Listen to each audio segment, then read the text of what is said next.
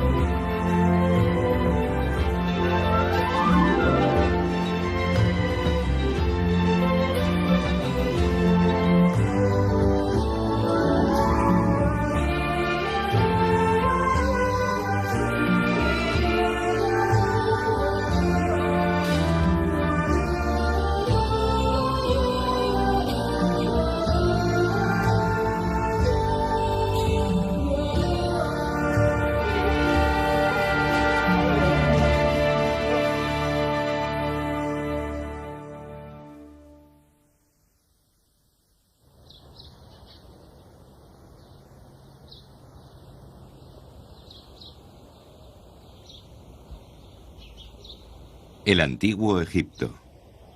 Hace unos 5000 años nació una de las civilizaciones más antiguas que conocemos. Cada objeto que nos ha legado destaca por su magnífica ejecución, incluso entre los milenarios monumentos egipcios. Esto es lo que queda del templo edificado por un poderoso rey.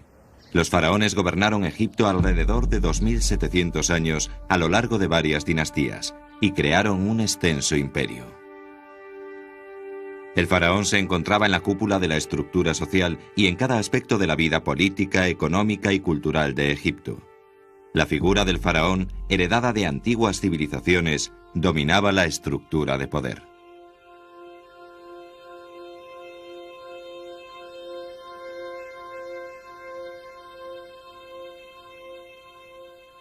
Una de las momias de estos faraones aún se conserva en Egipto. Este es Ramsés II, uno de los faraones más destacados de la historia egipcia. Ramsés II era considerado un dios viviente y emprendió la construcción de magníficas obras arquitectónicas. Su reinado coincidió con el punto álgido de la civilización egipcia. La civilización egipcia se basaba sobre un dogma. Un hombre se convertía en dios y gobernaba el Estado. Se trata de un aspecto único en la historia de las civilizaciones humanas, pues Egipto era gobernado por una figura poderosa, un dios viviente.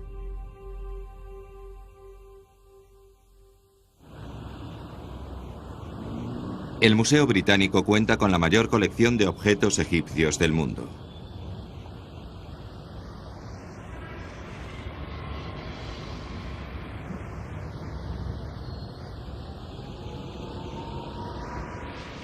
Reúne un total de 72.000 artículos entre esculturas, bajorrelieves procedentes de tumbas subterráneas y momias. Se trata también de la mayor colección que acoge el Museo Británico, pero los artículos más importantes son los relacionados con los faraones. Aquí tienen un tesoro del Museo Británico, la piedra Rosetta. A finales del siglo XVIII se descubrió un monumento de piedra en Rosetta, una ciudad portuaria de Egipto. Esta losa resucitó el antiguo Egipto.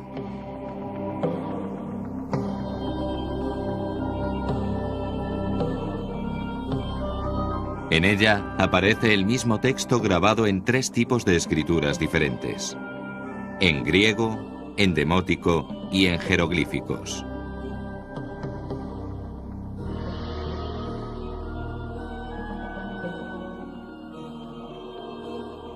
Esta inscripción en concreto, escrita en jeroglíficos, ofreció la clave necesaria para descifrar su misterio. Gracias al texto en griego se descubrió que el nombre del rey Ptolomeo siempre aparecía en unas cápsulas ovaladas llamadas cartuchos, lo que permitió descifrar el resto de los símbolos. Por fin la historia de los faraones nos era revelada. En el antiguo Egipto el faraón era reverenciado como un dios viviente y gozaba de un poder ilimitado. En el Museo Británico se exhiben multitud de estatuas de faraones, ofreciéndonos un reflejo de su gloria pasada.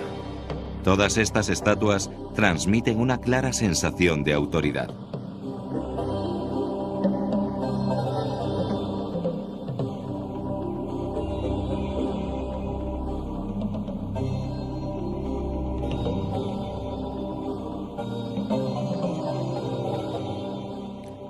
Una de las principales estatuas del museo es la de Ramsés II, uno de los faraones más conocidos de la historia egipcia.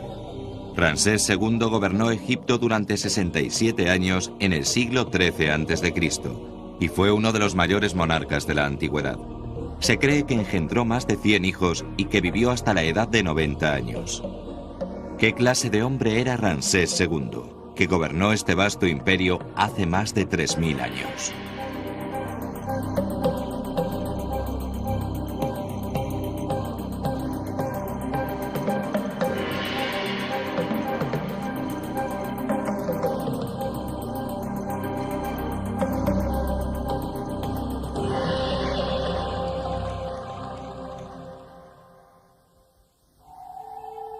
Ramsés II pertenecía a una nueva era de faraones, en comparación con los que le precedieron y erigieron las pirámides 1000 años antes de su reinado.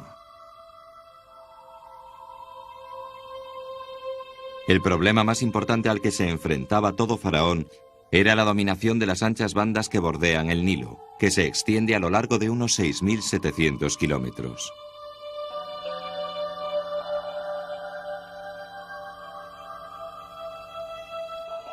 Por aquel entonces, Egipto se dividía en dos regiones, el Alto y el Bajo Egipto, zona que correspondía al delta del Nilo. Solo podía ser faraón aquel que lograra controlar ambos Egiptos.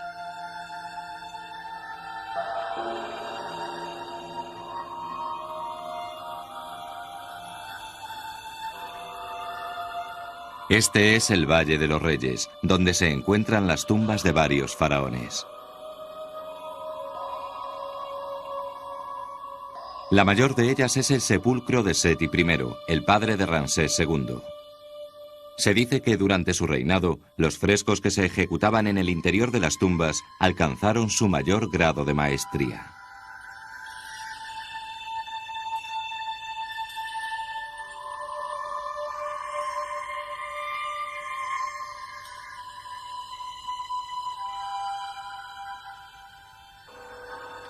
Seti I fue nombrado faraón después de obtener el control del Alto y el Bajo Egipto, sucediendo a Ramsés I, el fundador de la dinastía ramésida.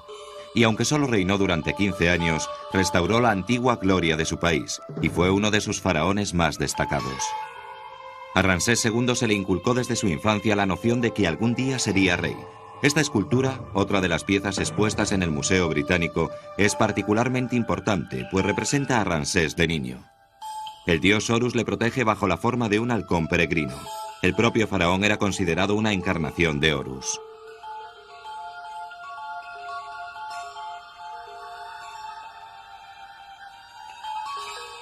Estos son Seti I y su hijo Ramsés, plasmados en un fresco del templo.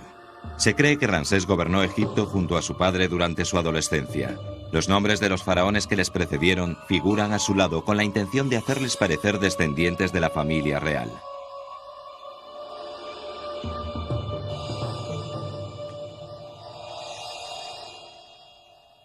En el Museo Británico existe un listado cronológico de todos los faraones que gobernaron Egipto.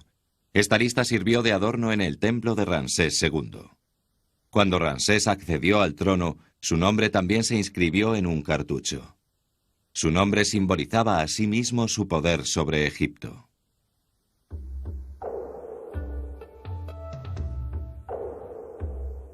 El faraón lucía diversos símbolos de su poder. El más importante de todos era la corona. ¿Cuál fue el atuendo de Ramsés II el día de su coronación y qué corona lució?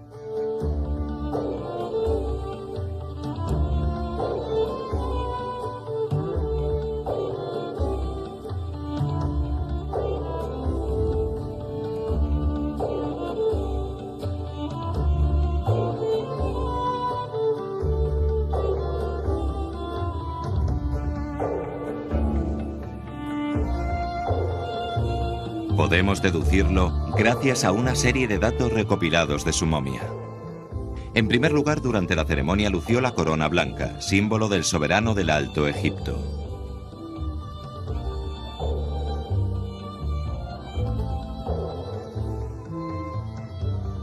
A continuación, la corona roja, símbolo del soberano del Bajo Egipto, la zona del delta.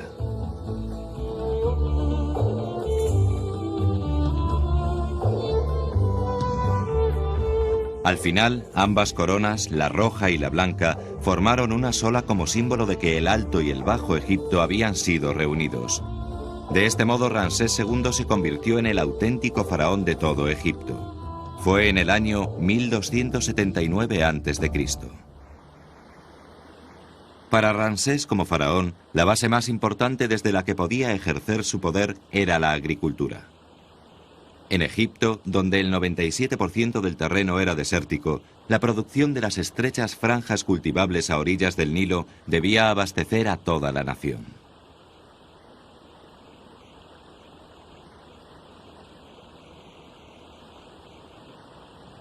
El Nilo se desbordaba regularmente cada verano. Las tierras que bordeaban el río se anegaban de aguas cargadas de nutrientes que al retirarse dejaban un sedimento extraordinariamente fértil, donde se cultivaban cebada, trigo y hortalizas.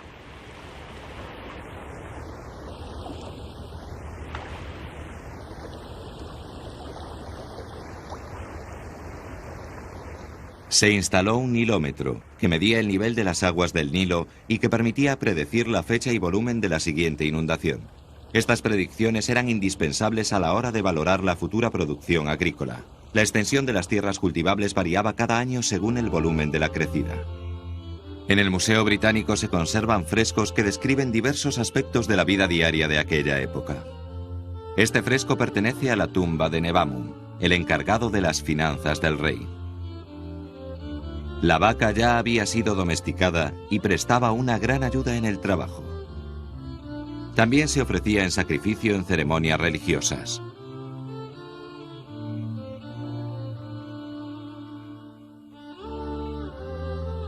Estos campesinos están cosechando el trigo. Los cereales como el trigo se entregaban al Estado en calidad de impuestos. El éxito o fracaso de la cosecha era una cuestión de vida o muerte para el Estado.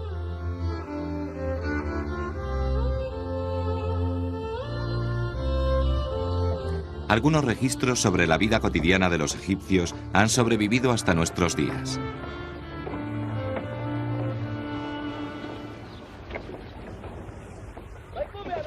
Dejad que os explique las condiciones de vida de los agricultores, obligados a pagar impuestos. Los campos están plagados de ratones, sufren el ataque de las langostas y las vacas se comen el grano. El resto desaparece o acaba en manos de ladrones. Pero llega un funcionario y hace una valoración del impuesto a pagar. Sus ayudantes van armados de porras. Gritan: «¡Entregadnos los cereales!». Sin embargo, los campesinos no tienen nada que darles. Los campesinos son golpeados y por fin pagan sus impuestos.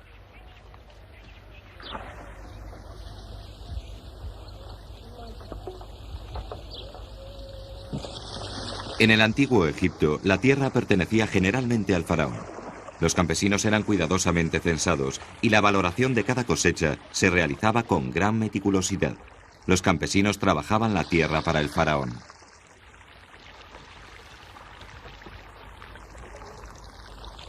Un funcionario se encargaba de administrar para el faraón los impuestos recaudados a los campesinos.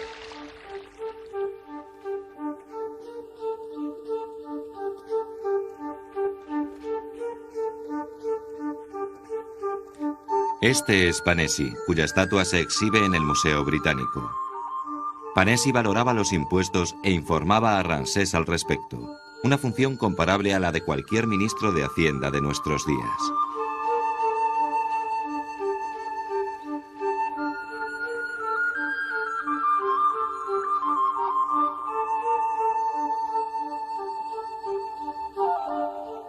Sobre el hombro de Panesi aparece el nombre de Ramsés, su patrón. Aún se conserva una carta de Panesi relativa al sistema de recaudación de impuestos de la época.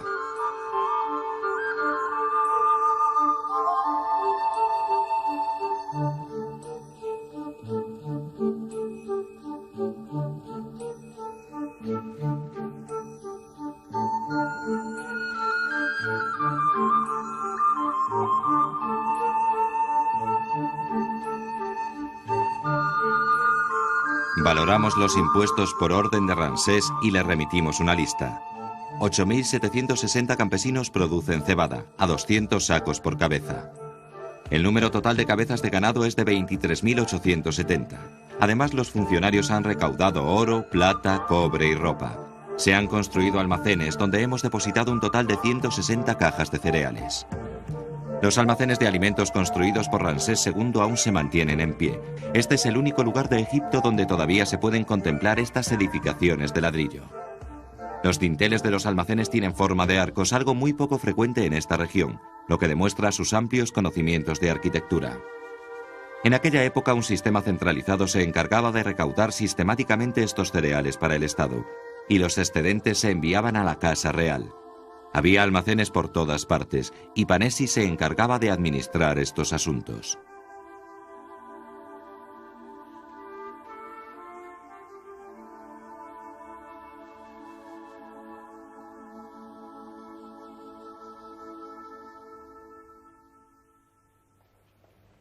Aquí, en el Museo Británico, se exhiben las estatuas de 4 funcionarios que ocuparon altos cargos en la administración de Ramsés II.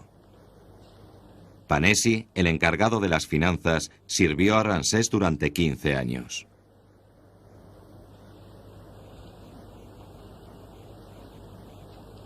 Este es Setau. Fue gobernador de Nubia, que estaba bajo dominio egipcio. El control de Nubia era tan importante que el propio Ramsés lo asumió siendo príncipe. Este es Khaemwase, el cuarto hijo de Ramsés, un erudito que ostentaba el título de jefe supremo de la academia.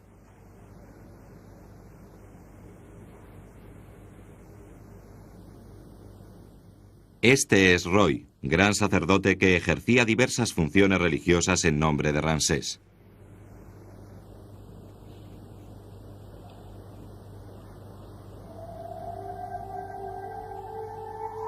Los faraones eran dioses vivientes y reinaban sobre el país.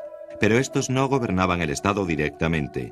De ellos se encargaban los funcionarios y ministros del Estado.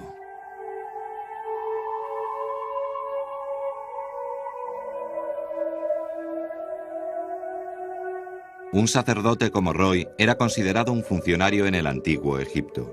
El faraón desempeñaba 2 papeles. Por una parte era la figura central de la maquinaria política que gobernaba el país, y por otra participaba en actividades religiosas como forma de prestar apoyo a su pueblo y mantener la ley y el orden. Las tareas de administración eran ejecutadas por funcionarios como Roy, nombrados por el propio faraón. Formaban un gigantesco entramado que dirigía el país en nombre del monarca. Para convertirse en funcionario, debían aprender la escritura jeroglífica. El futuro sacerdote Roy probablemente aprendió esta escritura de niño en una escuela dependiente del templo.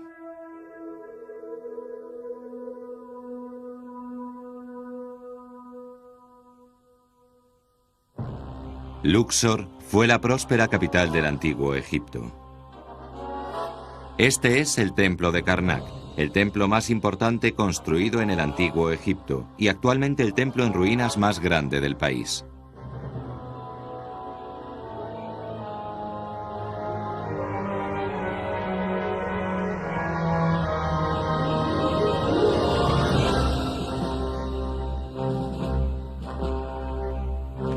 El templo de Karnak estaba consagrado al dios Amón.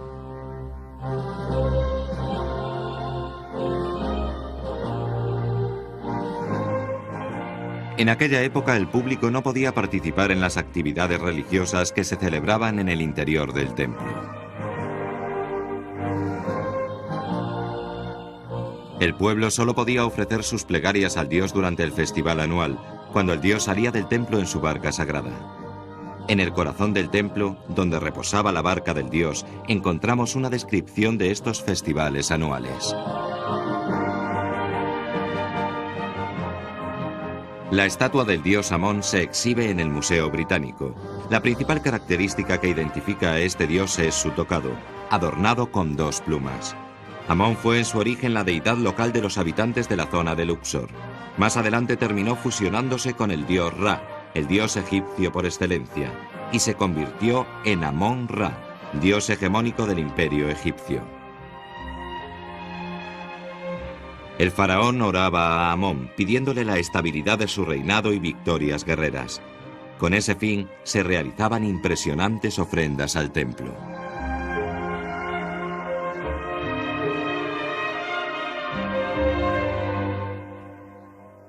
Amón ocupaba un lugar destacado para Ramsés II.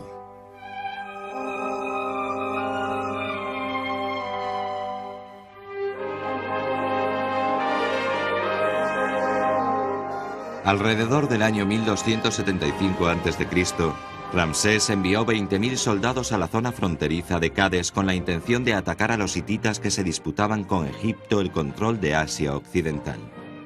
Ninguno de los dos bandos pudo derrotar al otro, por lo que acabaron firmando un tratado de paz.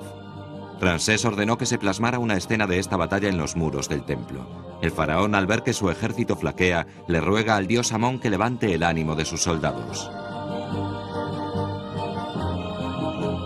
Amón, nuestro padre, no permitas que los herejes se acerquen a nosotros. Amón, he construido numerosos monumentos en tu honor y te he ofrecido muchos prisioneros en sacrificio. Amón, tú oyes mi voz. Puedo oír la voz del Dios.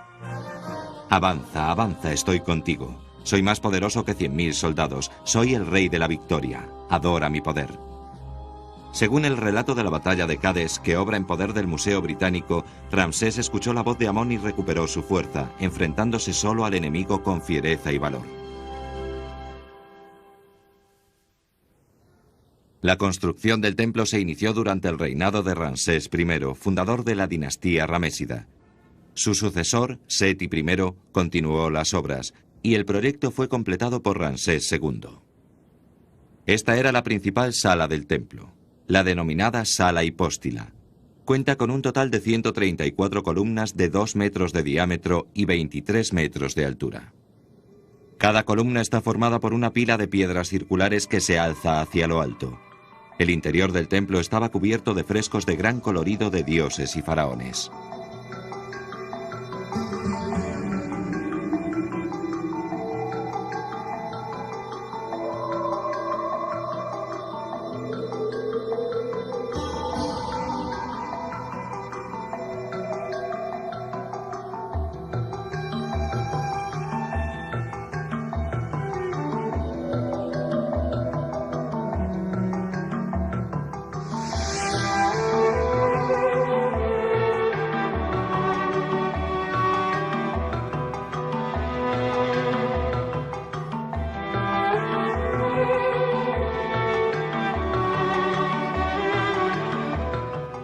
Cada amanecer se celebraba un rito en el interior del templo para despertar al dios. Durante la ceremonia se quemaba incienso, se le cambiaba la ropa al dios y se le ofrecía un almuerzo. Muchas sacerdotisas participaban en este rito. El féretro de Genumeit se conserva en el Museo Británico. Fue una sacerdotisa del templo de Amón durante el reinado de Ramsés II. Su tarea consistía en cantarle al dios. Amón reforzaba el poder de los faraones, y los faraones le ofrecían sus tesoros a Amón. Como resultado de ello, el poder de los sacerdotes que servían a los dioses en los templos creció espectacularmente, siendo superado solo por el del propio faraón. En ocasiones se atrevían incluso a amenazar el poder de su monarca. Cuando la posición del faraón empezó a debilitarse, los sacerdotes de Amón fueron expandiendo su influencia. Aún así, Ramsés controlaba a los sacerdotes gracias a su excepcional autoridad.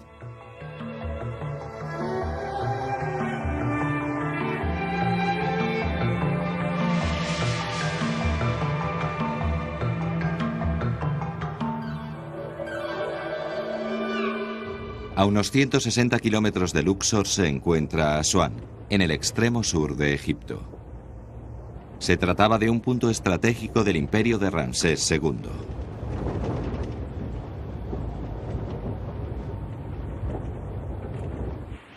Hoy en día se ha convertido en un importante enclave turístico. Sin embargo, en aquella época, Asuán constituía un valioso punto estratégico militar y comercial, debido a su proximidad a Nubia, que estaba bajo control egipcio. Una sucesión de faraones erigieron allí todo tipo de monumentos. En 1958, cuando se inició la construcción de la presa de Asuán, el paisaje cambió de la noche a la mañana. Este proyecto era el mayor deseo del presidente Nasser. Los principales monumentos de la zona iban a desaparecer bajo las aguas. La UNESCO emprendió una campaña a nivel internacional para rescatar los monumentos que los faraones habían dejado en Asuán y Nubia. Se constituyó un comité de rescate formado por especialistas de renombre internacional y se realizó una cuidadosa prospección de la zona. Los trabajos del comité se extendieron a lo largo de 5 años.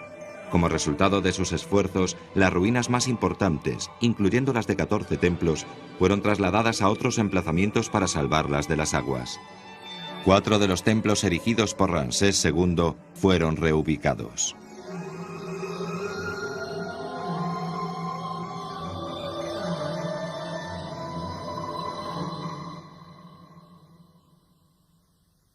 Esta es la estatua de Setau, gobernador de Nubia, que se exhibe en el Museo Británico.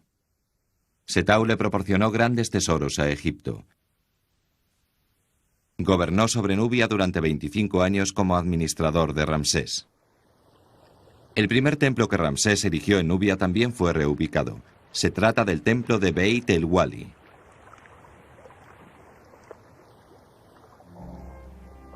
El templo de Beit el-Wali era de reducidas dimensiones y fue excavado en la roca de una montaña. Estaba consagrado al dios Amón, como muchos otros templos egipcios, pero Ramsés lo erigió con un fin algo diferente. Ramsés construyó este templo como muestra de autoridad frente a los nubios, a los que gobernaba gracias a la presencia de su ejército.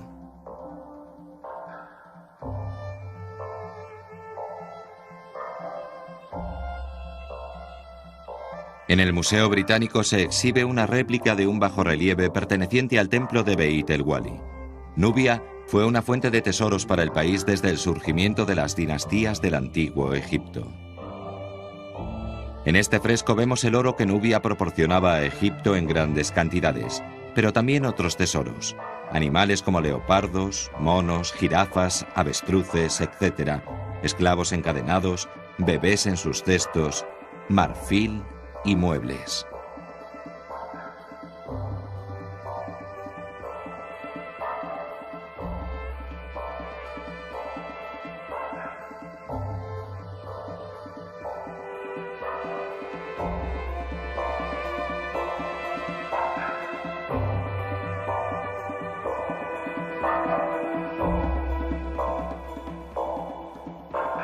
La figura de Ramsés que recibe estos dones se ha representado más grande que las demás.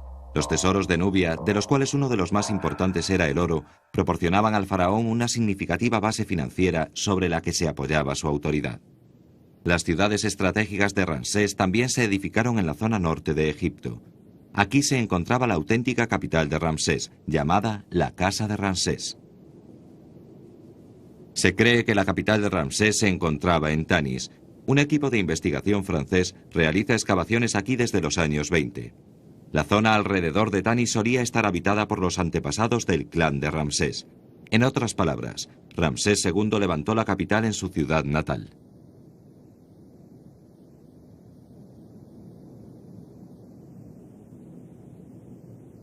En el Museo Británico se conserva un papiro con un poema que alaba la capital.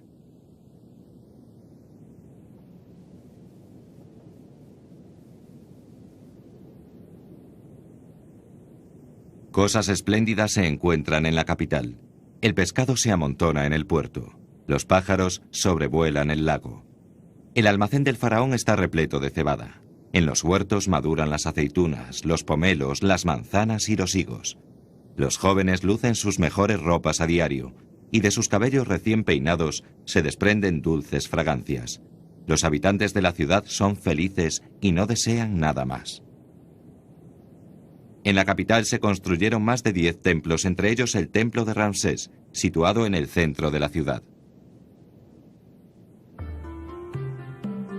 El bajorrelieve de Nebamun, que se exhibe en el Museo Británico, describe la agradable vida cotidiana en el antiguo Egipto.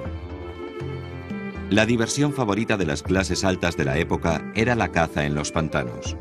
Nebamun aparece rodeado de su familia, disfrutando de la captura de pájaros y peces.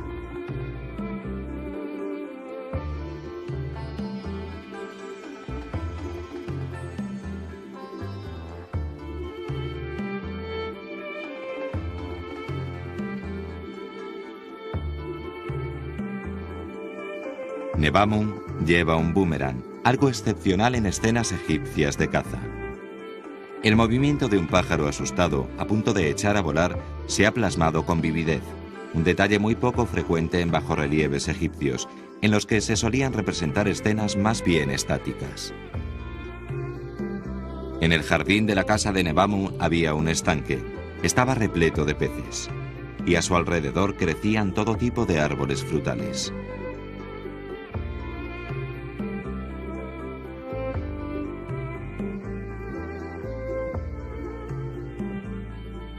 Este bajorrelieve representa una fiesta que Nebamun pudo haber celebrado en su casa. Muestra una alegre escena. Mujeres bailando semidesnudas bajo la influencia del vino, mientras los instrumentistas animan el ambiente con su música. Es probable que las clases altas de la ciudad de Ramsés celebraran fiestas todas las noches.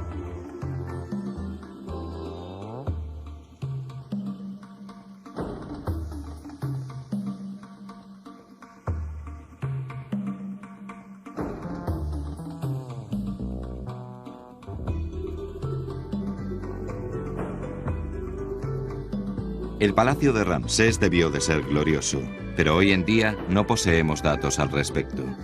Sin embargo, ciertos bajorrelieves como este nos ofrecen una idea de la vida cotidiana en Egipto, que se sentía orgulloso de su producción agrícola y se consideraba el antiguo paraíso.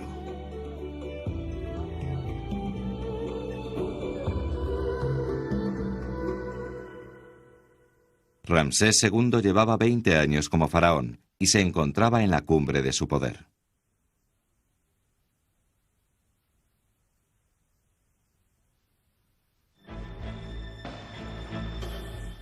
Estamos en Nubia, el punto más al sur de Egipto. Ramsés eligió este lugar para erigir un templo de gigantescas dimensiones. Se trata del templo de Abu Simbel.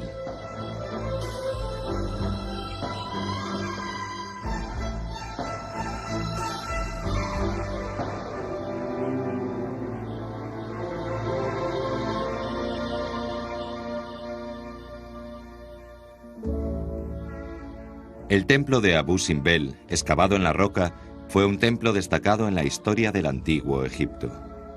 Ningún faraón anterior había creado nada semejante.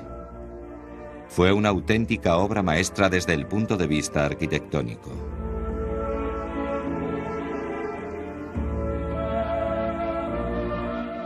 Se trata del monumento más significativo de los que la UNESCO rescató y reubicó a raíz de su campaña de protección de enclaves históricos. La fachada está custodiada por 4 colosales estatuas de Ramsés de unos 20 metros de altura. Estas estatuas lucían la corona, símbolo del faraón del Alto y Bajo Egipto. Ramsés colocó su propia efigie en la fachada del templo como muestra de autoridad para el pueblo nubio.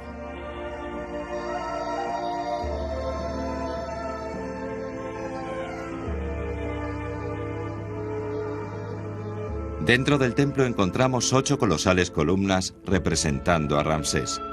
Cada centímetro del templo está cubierto de palabras de alabanza a Ramsés. Soy como el dios solar Ra, mi poder quema las manos y las piernas de mis enemigos.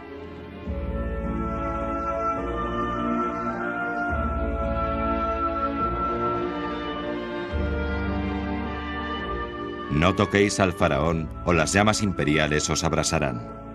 Con estas inscripciones, el faraón pretendía confirmar su origen divino.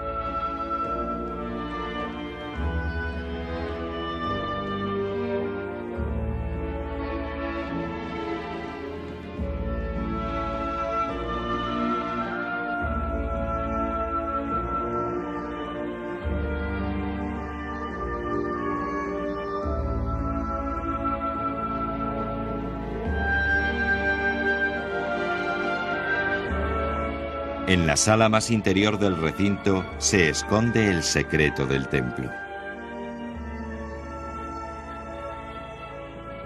La imagen similar a un dios que reposa aquí es la del propio Ramsés.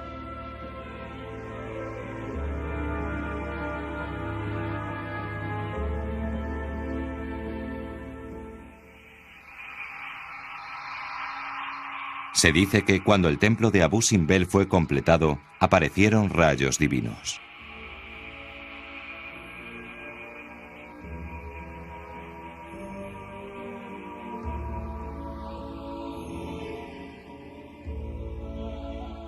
El sol naciente al otro lado del Nilo brilla sobre la fachada y la parte superior de la entrada del templo, iluminando a Ra-Horakhti, el dios sol, cuando los rayos penetran en el templo.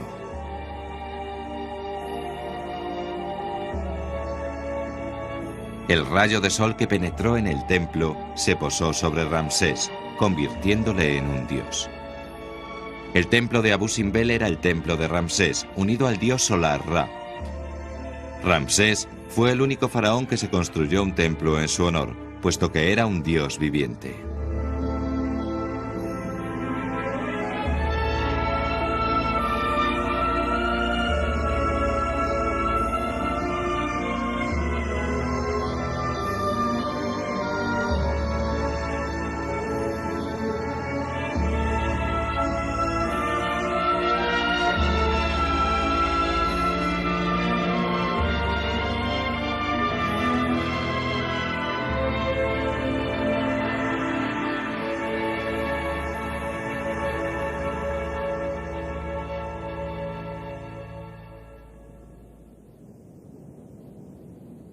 Después de 30 años de reinado, Ramsés celebró una importantísima ceremonia en su propia capital.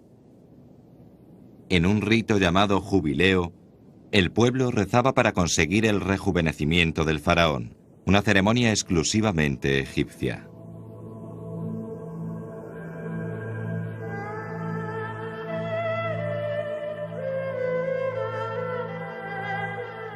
En el año 1250 a.C., el sacerdote encargado de declarar el jubileo de Ramsés fue su hijo, Khenwase.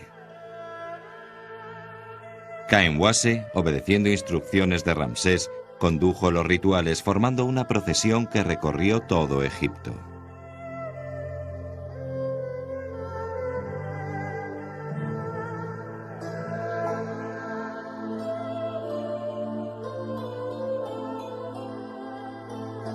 Este bajorrelieve en un muro de Keruez describe el rito del jubileo. Es el único registro que ha llegado hasta nosotros. Esta imagen de bellas muchachas danzando en el desfile ilustra perfectamente el espíritu del festival. La ceremonia duraba unos 2 meses. En el día del aniversario de la ascensión al trono, se celebraba la ceremonia de coronación, durante la cual el faraón lucía las coronas del Alto y del Bajo Egipto. A través del jubileo se renovaba el poder del faraón, otorgado por el dios. Esta ceremonia también servía para ratificar nuevas leyes. A partir de aquel momento, Ramsés repitió la ceremonia una vez cada 3 años.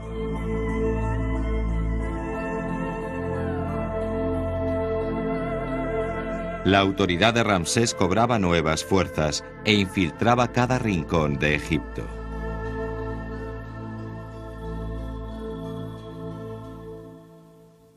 Ni siquiera el propio Ramsés, ya convertido en un dios viviente, olvidaba un hecho en concreto. Este era el mundo en el que viviría después de su muerte. Los antiguos egipcios creían que la muerte física no significaba el fin de la vida, sino que marcaba el inicio de una segunda vida. En otras palabras, creían que era el primer paso de la verdadera vida que duraría para siempre. Para los egipcios, el mundo donde vivirían tras su muerte se encontraba en la orilla oeste del Nilo. Cuando un hombre moría, se le enterraba en el cementerio de la orilla oeste del Nilo, donde viviría eternamente.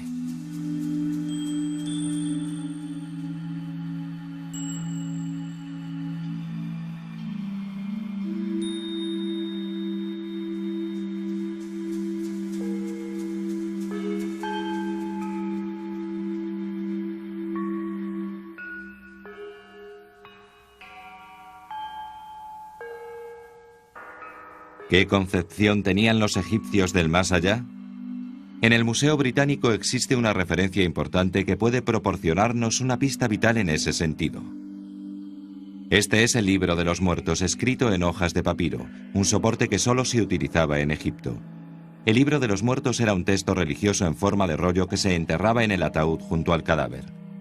El contenido solía tratar sobre los acontecimientos que viviría el difunto al llegar al más allá. Este es el libro de los muertos de Annie, el secretario de la Casa Real. La escena representa a Annie en el momento de su enjuiciamiento, cuando se descubriría si había tenido un comportamiento recto durante su vida. Se suponía que ni el propio faraón podía librarse de este juicio.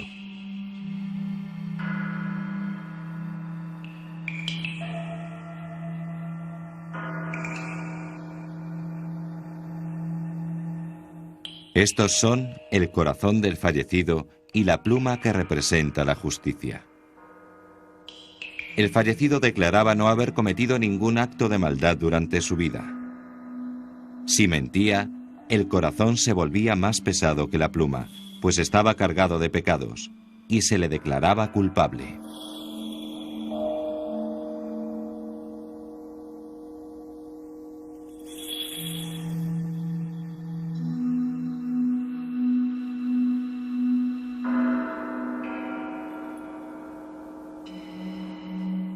Inmediatamente después de ser declarado culpable, era devorado por esta extraña criatura que esperaba cerca. Los difuntos que se libraban de este castigo eran conducidos ante Osiris, que gobernaba el mundo de ultratumba.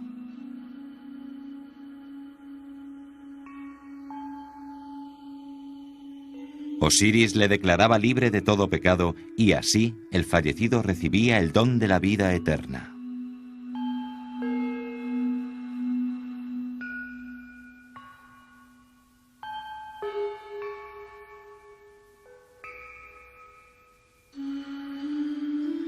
Osiris suele representarse de color verde, símbolo del renacimiento de la vegetación a lo largo del Nilo después de la inundación anual.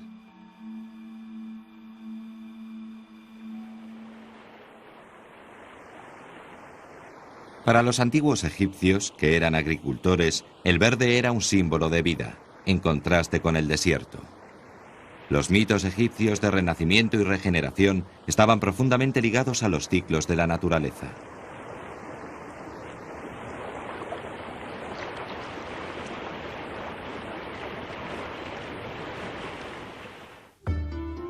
Las ruinas de Deir el Medina aparecen desperdigadas por toda la orilla oeste del Nilo. Aquí vivían los artesanos que erigían las tumbas de los faraones.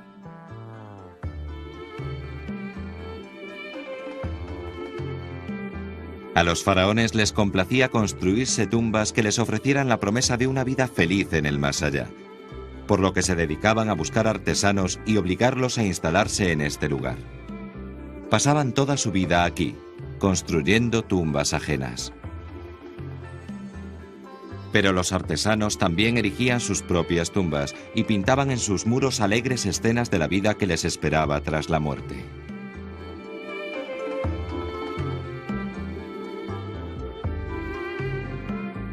Esta es la tumba de un artesano llamado Senneyem. En estos frescos el río fluye plácidamente, las plantas crecen con fuerza y el maíz empieza a madurar. Un hombre y una mujer que han recibido el don de la vida eterna trabajan juntos la tierra y viven rodeados de comodidades.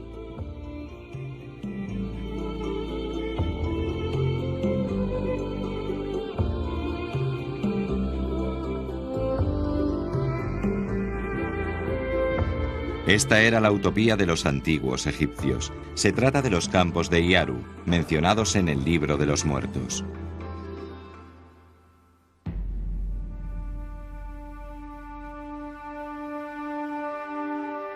Al dios viviente Ramsés se le acercaba el momento de emprender el viaje eterno. Falleció en el año 1213 a.C., un año después de la celebración de su 14º jubileo.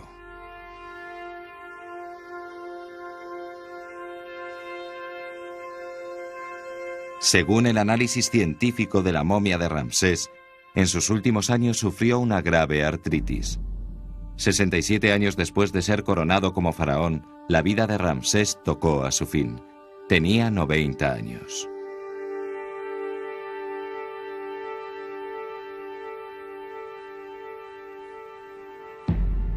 El Valle de los Reyes. Aquí se erigían las tumbas de los faraones. Ramsés también ordenó construir su tumba aquí.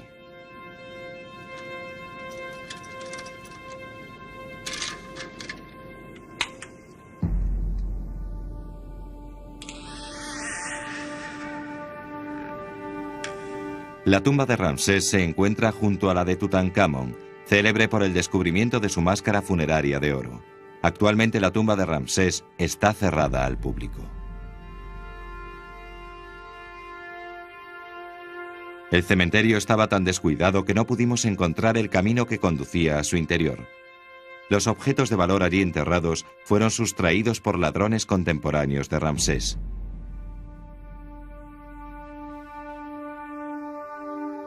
Resulta irónico que el sueño de eternidad de Ramsés II, considerado un dios viviente, fuera totalmente destruido por sus antiguos súbditos.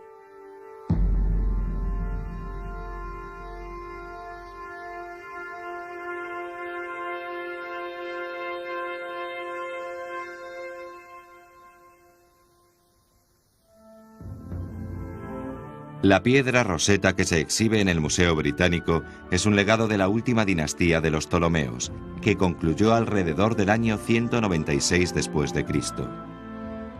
En la inscripción se alaban repetidamente la salud y las buenas acciones del faraón, Ptolomeo V, y se incluye un listado de las ofrendas y templos que dedicó a sus dioses.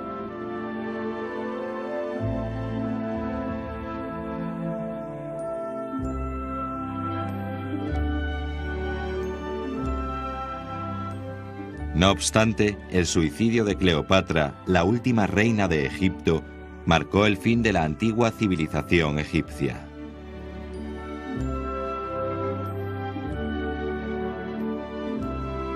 No alteréis el descanso del faraón o moriréis abrasados por el fuego del rey, se jactaba Ramsés.